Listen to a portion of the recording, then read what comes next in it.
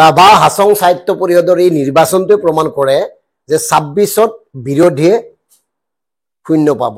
ভূপেন বৰাই সপোনতে মুখ্যমন্ত্ৰী হৈ থাকক। কোনে বুজাবুজি কৰিলে? এটা ডাঙৰ বুজাবুজি হৈছে খাটাং। ৰাভা হাছং সাহিত্য পৰিষদৰ নিৰ্বাচনক লৈ বিজেপি আৰু কংগ্ৰেছৰ মাজত যে এটা বুজাবুজি হৈছে এইটো স্পষ্ট। এইকাৰণে কৈছো চাওক, জিতেন্দ্ৰ সিং ডাঙৰীয়া গুৱাহাটীলৈ আহিল অথচ প্ৰচাৰত নগ'ল, গৌৰৱ গগৈ নগ'ল, ভূপেন বৰা কেইদিন গ'ল। ৰাভা হাছঙৰ ৩৬টা পাৰিষদীয় সমষ্টিত ৩টাত প্ৰাৰ্থীয়ে দিব নোৱাৰিলে, বিনা প্ৰতিদ্বন্দ্বিতাৰে বিজেপি জয়ী হ'ল। আনহাতে ৩৩টা সমষ্টি ৰিজাল্ট গমেই পালে, বিধ্বস্ত ফুচ। ইয়াৰ পিছত এওঁলোকক কি ক'ব? ঘাঁ কাটি থকা বুলি ক'ব নে কাৰোবাৰ হকা ধুই থকা বুলি ক'ব? কি ক'ব? ৰাভা হাছং বিজেপিলৈ আহিব এই কথাটো বিজেপি খাটাং। তাৰ পিছতো বিজেপিৰ মুখ্যমন্ত্ৰী সভাপতিকে ধৰি ৰথী মহাৰথী প্ৰতিগৰাকী লোকেই উবুৰি খাই পৰিছে। অথচ সেইফালেই নহ'ল একাংশ শীৰ্ষ কংগ্ৰেছ নেতা। ভাবক। আৰু অখিল গগৈ সোমাবৰ সাহসেই নকৰিলে, লুৰিণজ্যোতি গগৈ সোমাবৰ সাহসে নকৰিলে। এতিয়া আমাৰ একদম স্পষ্ট কথা দেখিবি ভেক্টৰ।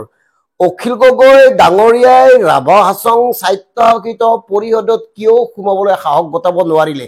ৰাভা হাছঙৰ ভোটাৰসকলৰ কোনো সমস্যা নাই নেকি? মূল্যবৃদ্ধিয়ে তেওঁলোক চুব পৰা নাই নেকি? ঔষধৰ মূল্য বৃদ্ধিয়ে তেওঁলোক চুব পৰা নাই নেকি? স্মাৰ্ট মিটাৰ তেওঁলোকৰ কাৰণে সমস্যা নহয় নেকি? এই কথাবোৰ কিয় তেওঁলোকৰ হৃদয়ত সোমাই দিব নোৱাৰিলে বিৰোধীয়ে? মানে কি? লুৰিণজ্যোতি গগৈয়ে হওক বা অখিল গগৈয়ে হওক বা কংগ্ৰেছে হওক, এওঁলোকে যে মূল বিষয়বোৰ ৰাভা হাছঙৰ প্ৰায় ৪.৫ লাখ ভোটাৰৰ কাষলৈ লৈ যাবলৈ ব্যৰ্থ হ'ল, ইয়াৰ পৰা কি প্ৰমাণ হয়? ২৬ত এওঁলোকে ভাবিছে নেকি যে এওঁলোকৰ নেতৃত্বত চৰকাৰ গঠন হ'ব? ফুচ বুলি কৈছো, মই ফুচ বুলি কৈছো।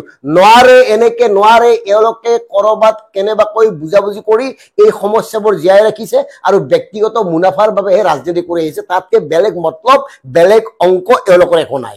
এই মানুহজনক যেতিয়ালৈকে আঁতৰ কৰা নহয় তেতিয়ালৈকে অসমত কংগ্ৰেছে এই জিৰ'ই পাই থাকিব। ভূপেন বৰা আৰু জিতেন্দ্ৰ সিঙৰ এই যুতিটোক আঁতৰ নকৰালৈকে আমি আগতেও কৈছো, আজিও কৈছো, অনাগত সময়তো কৈ যাম, ভাৰতীয় জনতা পাৰ্টিৰ আৰু কোনো চিন্তা নাই। তেওঁলোকে প্ৰতিবাৰেই এনেকে নিৰংকুশ সংখ্যাগৰিষ্ঠতা পাই থাকিব, আকৌ চৰকাৰ গঠন কৰিব। বাকী সাধাৰণ জনতাৰ সমস্যা হৈয়ে থাকিব। আমি আজিয়ে ক'লো, প্ৰতি কেজি চাউলৰ দাম যদি ১০০ টকা হয় তাৰ পিছতো ভোট বিজেপিকে দিব। কাক দিব কওকচোন? অল্টাৰনেট কিয় নাই? কিয় বিকল্প এওঁলোকে হ'ব পৰা নাই? কেৱল টিভিৰ সন্মুখত ডিঙিৰ শিৰ ফুলাই এওঁলোকে চিঞৰি থাকিলে নহ'ব নহয়। ৰাভা হাছঙত কোনো সমস্যা নাই নেকি? ৰাভা হাছঙৰ নাগৰিকসকল সমস্যা মুক্ত নেকি? নে ৰাভা হাছঙৰ প্ৰতিগৰাকী ভোটাৰী ধনী, উদ্যোগী, ব্যৱসায়ী নে কি? ভাৰাক্ৰান্ত হৈ পৰিছে সাধাৰণ জনতা, উশাহ ল'ব পৰা নাই, বজাৰলৈ ওলাব নোৱাৰে। সাধাৰণ জনতাই প্ৰতিদিন প্ৰতি মুহূৰ্তত কেনেকে মূল্যবৃদ্ধিয়ে জুৰুলা কৰি আহিছে এই কথাবোৰ হৃদয়ংগম কৰিব পৰা নাই। এই সাধাৰণ বিষয়সমূহে তেওঁলোকৰ মাজলৈ লৈ যাব পৰা নাই। এই সাধাৰণ বিষয়টোৰ ওপৰতে সাধাৰণ জনতাক সজাগ সচেতন কৰিব পৰা নাই। আৰু এওঁলোকে কি কৰে? চৰকাৰ গঠন কৰিব। বাহ কিয়া বাদ। সেইকাৰণে আমি ডিকে বিভক্তে কৈছো, ইয়াত কিবা অংক কৰিছে। জিতেন্দ্ৰ সিঙে হওক বা ভূপেন বৰা হওক, এওঁলোকে কৰিছে। কোনোবাই অংক কৰিছে যাৰ কাৰণে ৰাভা হাছং পৰিষদক গুৰুত্ব নিদিয়ে এওঁলোকে।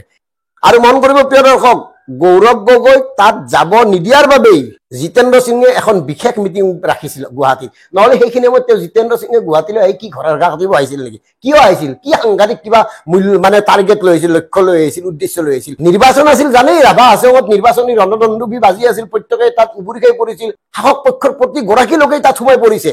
তাৰ পিছত জিতেন্দ্ৰ সিঙে তালৈতো নগ'লে, গৌৰৱ গগৈ যাব নিদিলে কেলেই? গৌৰৱ গগৈৰ প্ৰতি বিজেপিৰে নহয়, এই বিৰোধী কংগ্ৰেছৰো একাংশৰ ভয় আছে শীৰ্ষ নেতাৰ। আৰু সেই ভয়ৰ বাবে গৌৰৱ গগৈক বান্ধি ৰাখিব খোজে তেওঁলোকে। আৰু আমি যে আগতে ক'লো, বিজেপিয়ে জানে জিকিব, তাৰ পিছত উবুৰি খাই পৰিছে। আৰু এই গুণটোৰ বাবে বিজেপিয়ে ভোটাৰক আকৰ্ষিত কৰিব পাৰে, ভোটাৰসকলক নিজৰ ফলীয়া কৰি ল'ব পাৰে। আৰু ইয়াতেই বিজেপি সফল। বাকী মূল্যবৃদ্ধিকে ধৰি যি সমস্যা আছে, একাধিক সমস্যা, যি সমস্যাবোৰে সাধাৰণ জনতাক জৰ্জৰ কৰি ৰাখিছে, সেই সমস্যাবোৰ নিৰ্বাচনৰ কেইদিন ঢাকি থয়। ৫০০ টকীয়া, ১০০০ টকীয়া, ২০০০ টকা নোটে দি সেইবোৰ ঢাকি ৰখা হয়। সমস্যাবোৰ সাধাৰণ জনতাই ভোটাৰসকলে নেদেখে। হিতাধিকাৰী সকলতো আছেই জিন্দাবাদ জিন্দাবাদ দিবলৈ। গতিকে তেনেস্থলত তাৰ বিপৰীতে এই বিৰোধীসকলে যদি এনেকে নিলিপ্ত নীৰৱ টিভিৰ সন্মুখতে যদি চৰকাৰ গঠন কৰি থাকে, টিভিৰ সন্মুখতে যদি মুখ্যমন্ত্ৰী হোৱাক লৈ অংক কৰি থাকে, তেতিয়াহ'লে সুযোগটো তেওঁলোকে ল'বই। গতিকে ডিকে বিভক্তৰ স্পষ্ট কথা, এওঁলোকৰ পৰা সাংঘাতিক সুফল আশা কৰিব নোৱাৰে। ধন্যবাদ।